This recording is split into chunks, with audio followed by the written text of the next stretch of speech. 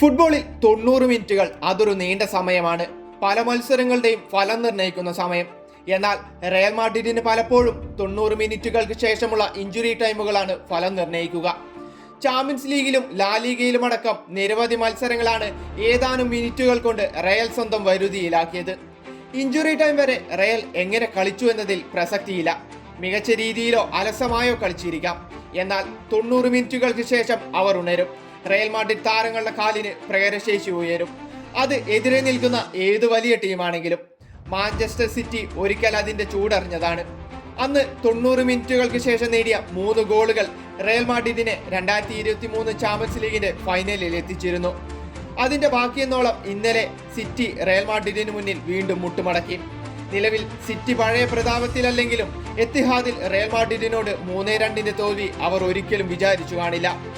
Real മാഡ്രിഡിനാണെങ്കിൽ Alba, Rudiger, Vazquez, Militao, Carvajal എന്നിവരെല്ലാം പരിക്കിന്റെ പിടിയിൽ. മാത്രമല്ല റൗണ്ട് ഓഫ് 16ലേക്ക് പ്ലേ ഓഫ് കളിക്കാതെ നേരിട്ട് യോഗ്യതയും ലഭിച്ചില്ല. ആ സാഹചര്യത്തിൽ നിന്നാണ് റയൽ മാഡ്രിഡ് ഇന്നലെ സിറ്റിയെ പൂട്ടുന്നത്.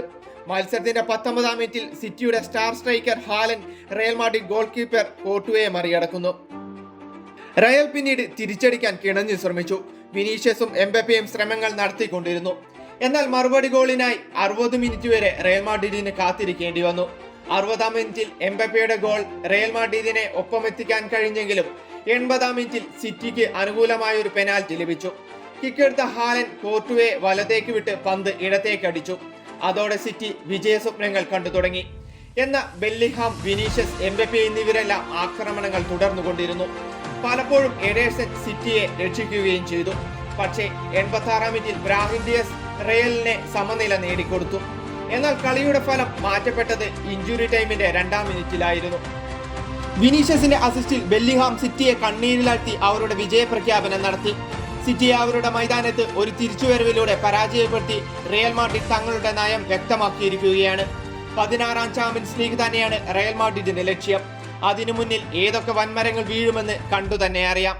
ഫെബ്രുവരി 20-ന് ബെർണാബ്യൂവിലാണ് റയൽ മാഡ്രിഡ് സിറ്റി 2ാം പാദ മത്സരം.